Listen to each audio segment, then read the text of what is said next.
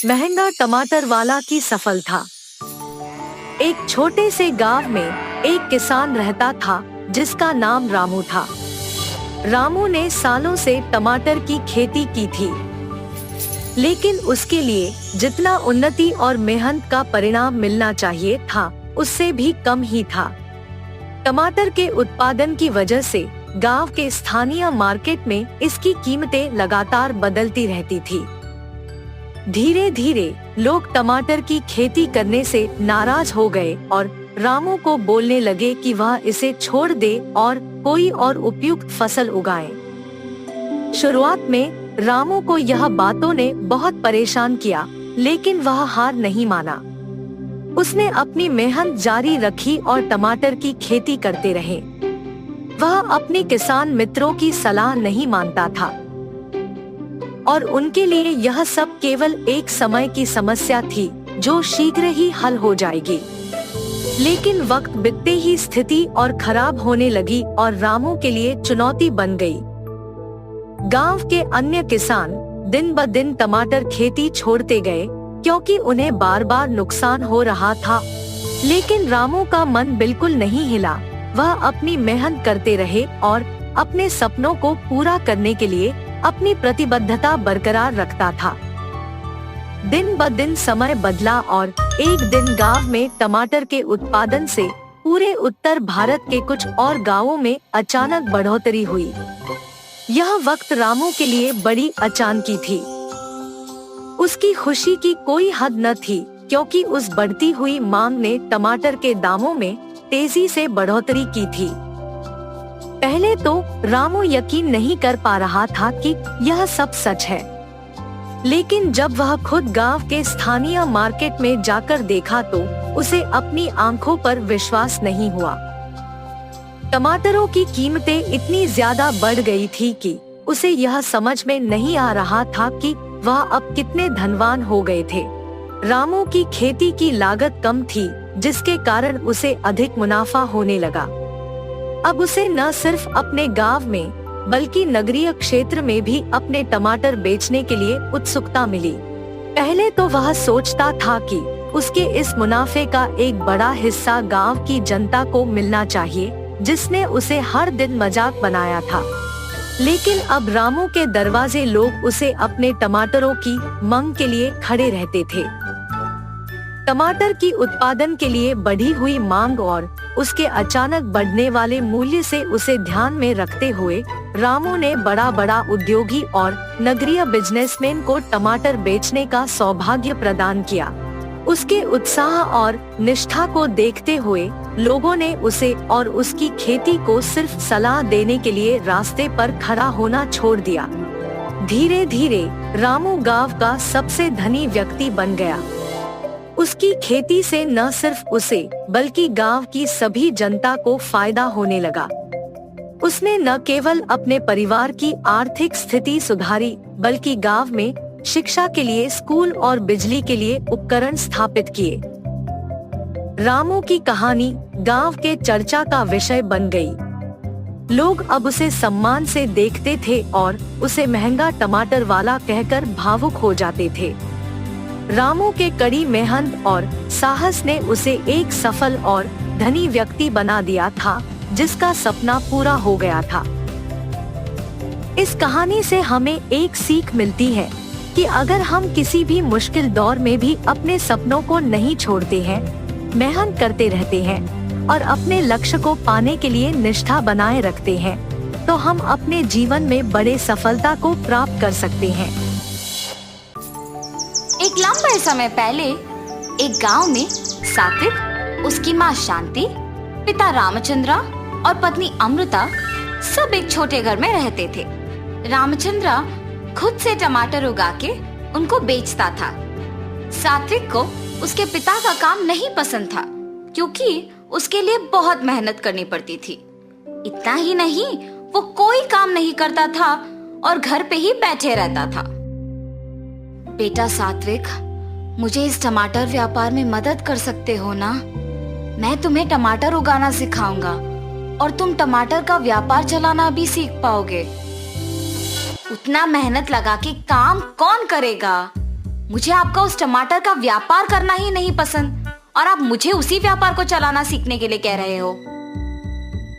अकेले मैं इतना काम नहीं कर पा रहा हूँ बेटा। मेरे साथ काम करोगे तो मेरा भी मदद हो जाएगा और व्यापार भी सीख पाओगे तुम। इसीलिए मैंने ऐसे पूछा था बेटा। पिताजी, इसके बाद मुझे कभी भी आपके साथ काम करने के लिए मत बुलाइए। मुझे वो व्यापार करना बिल्कुल नहीं पसंद। मैं आपका मदद नहीं करूंगा। रामचंद्र उसके बेटे की बातें सुन के दुख होता है, लेकिन उसके बेटे को दुखी ना करने के इरादे से सारे काम वो अकेले करके टमाटर का व्यापार चलाता था। कुछ साल बाद रामचंद्र का सेहत बिगड़ने की वजह से वो कोई काम नहीं कर पाता है। उससे सभी दुखी होते हैं। अब शायद सभी मुझे पिताजी की जगह लेकर काम करने के लिए कहेंगे। उससे पहले ही मुझे इस घर से बाहर जाना चाहिए। लेकिन अगर मैं बाहर चला गया तो मुझे कोई ना कोई काम तो करना ही पड़ेगा। ऐसे सोच में पड़ जाता है। बेटा सात्विक, तुम्हें आज से तुम्हारे पिताजी का जगह लेना होगा और उनका काम करना पड़ेगा, तभी हम खुशी से जी पाएंगे बेटा। हाँ ठीक है माँ, सिर्फ आप ही के लिए मैं सब करूँगा, वरना ये सब करना तो मुझे पसंद भी नहीं है। बेटा, तुम्हारे पिता पौधों पे अच्छा उर्वरक का इस्तेमाल करते थे।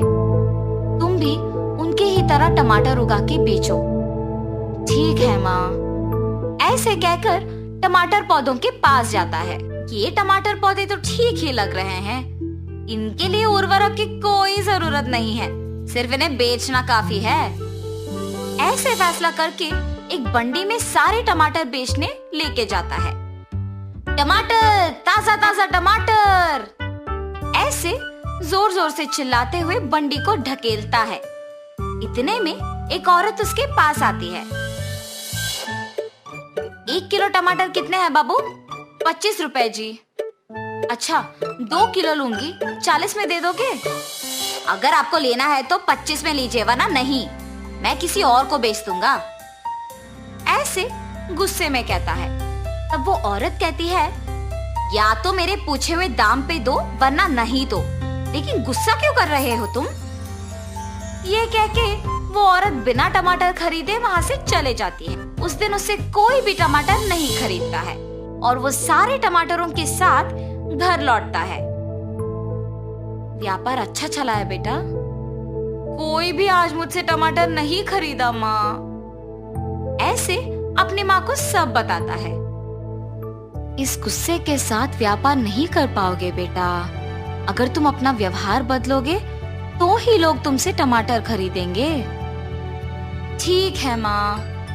ऐसे कहता है, मगर वो उसका व्यवहार नहीं बदलता है और ऐसे ही टमाटर बेचता है। इसके कारण कोई भी उससे टमाटर नहीं खरीदते थे और वो सारे टमाटर घर वापस लाता था। हर रोज टमाटर बेचे बिना वापस घर लाने पर उसकी माँ भी उसे कुछ नहीं कहती थी और पके हुए टमाटरों से अचार बना के बेचना शुरू करती है। उनका बनाया हुआ अचार स्वादिष्ट रहने पर बहुत लोग उनसे ये अचार खरीदते थे। कुछ ही दिनों में टमाटर के पौधों का ठीक से ख्याल न रखने पर वो कम मात्रा में उगते थे और उगे हुए वो थोड़े टमाटर भी शांति को अचार बनाने में ही खत्म हो जाते थे।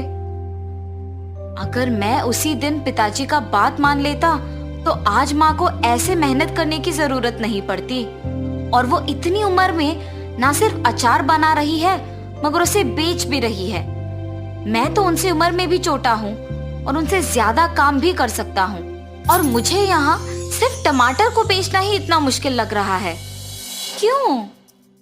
उसकी माँ को ही पूछने का फैसला करता है। माँ, मैं आपसे उम्र में छोटा हूँ, लेकिन मेरे लिए टमाटर का व्यापार करना ही मुश्किल लग रहा है। आप इतनी उम्र में भी इतना काम कैसे कर पा रहे हो? सब आपके बनाए हुए अचार को बहुत पसंद कर रहे हैं और खरीद रहे हैं। आप ऐसे कैसे कर पा रहे हो माँ? बेटा, अगर कोई काम को करना है तो उसे पसंद करना बहुत ही जरूरी है। अगर कोई भी काम को करना पसंद करोगे तो जितना भी मुश्किल हो आसान बन जाएगा। उस दिन पूरा सात्विक उसकी माँ के बातों के बारे में सोचते रहता है। क्या सच में अगर कोई नापसंद काम को पसंद करना उसे आसान बना देगा?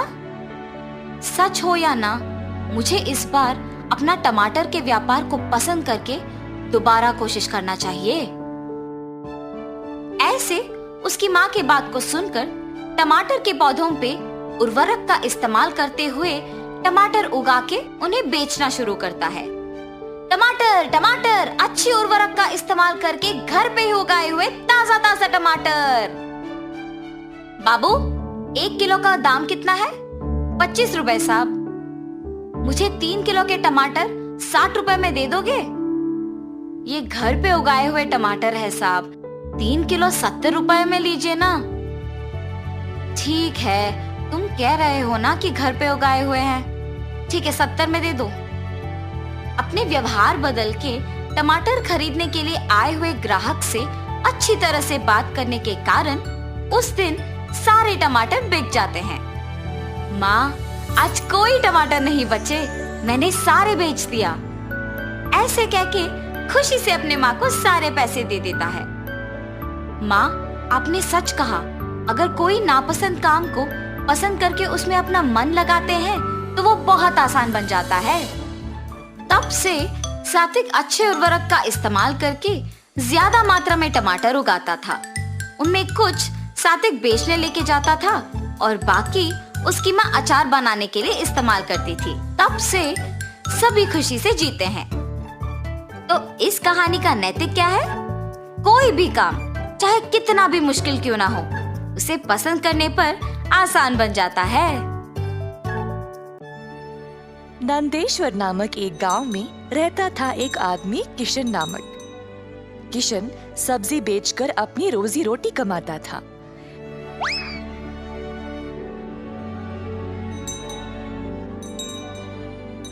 किशन अकेला था तो उसी को खेत जाकर किसानों से सब्जी लाना पड़ता था।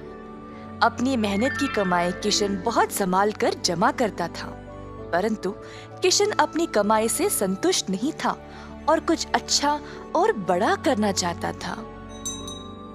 एक दिन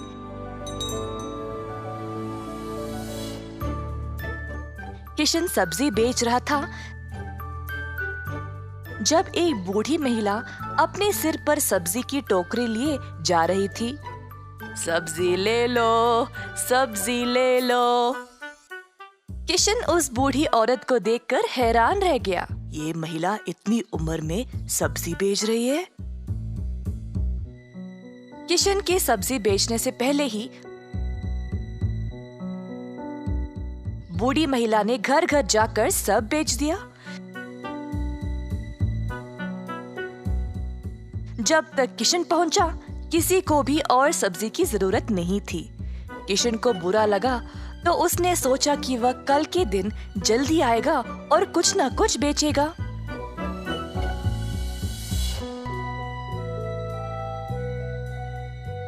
परंतु अगले दिन भी वही हुआ।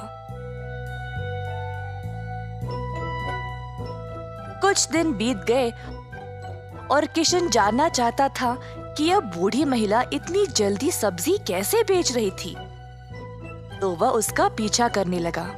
बूढ़ी महिला को पता चल गया और फिर उसने मुड़कर किशन से पूछा, बेटा, तुम मेरा पीछा क्यों कर रहे हो? क्या जानना चाहते हो? आओ पूछो मुझे।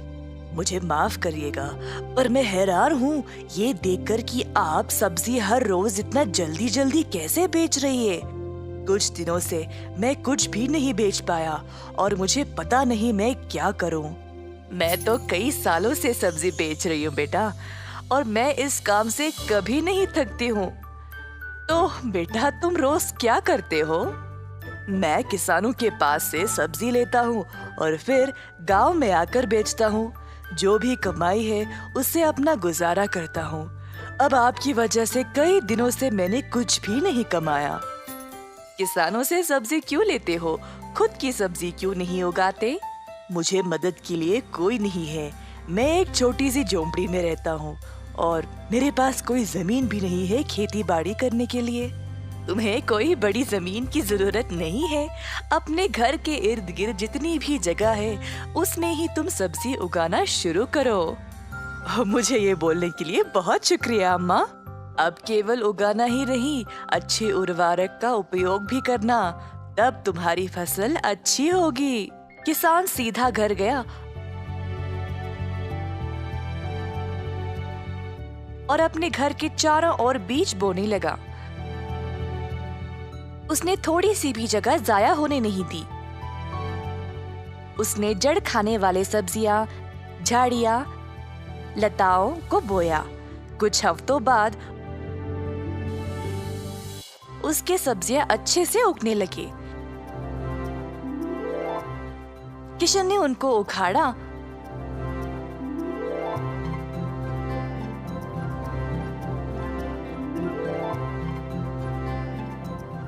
और गांव गया बेचने के लिए।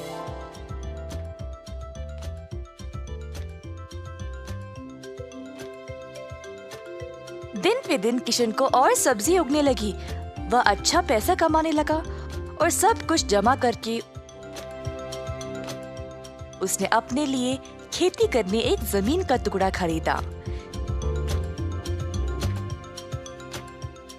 किशन अब खेती बाड़ी करने लगा और उसकी फसल अच्छी खासी निकलने लगी। जल्द उसने एक सब्जी की दुकान खोल ली, कई तरह के सब्जियों के साथ। गांव के सारे लोगों को किशन की सब्जियां अच्छी लगने लगी और उसी के पास आने लगे सब्जी खरीदने। किशन ने अब नौकर चाकरों को भी काम पे लगाया और अपनी दुकान को और बड़ा कर दिया। एक साल के अंदर ग्राम प्रधान ने देखा कि कैसे किशन ने मेहनत करके अपने आप को खड़ा किया है। उनको किशन बहुत पसंद आया और अपनी बेटी का हाथ किशन को विवाह में दे दिया। किशन के पास अब एक सफल कारोबार, एक सुंदर परिवार और एक अच्छा जीवन था। अतः थोड़ी सी बुद्धि और मेहनत से उसका सपना पूरा हो गया।